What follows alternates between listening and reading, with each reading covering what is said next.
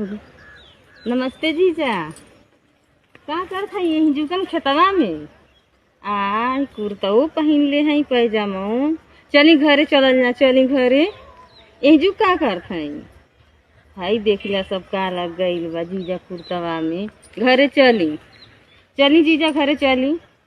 नाई जाई माँ, नाई चली। लइके कहत में जे कि फुफा आके खेतवा में खड़ा बाना। काहे खेते मैनी हूँ? अरे दाइना जीजा हमारे रंगे से डर बा। कहत हई रंग डार दी सरहजी लोगन। बतावा पहले होली आइल बात है, केहू नहीं रंग डारी। चली नहीं तो खेतवा में पटक के बस कन्हैया डारी दे भाई कुछ सज्जी है में। चल मैं चली जीजा चली।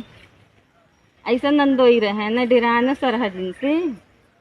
ई नहीं सोचा थी कौने भागे से सरहज मिलत यारी। चली चली चली चली घरे चली, चली घरे नहीं तो पटक के बस कन्हैया डार ढार।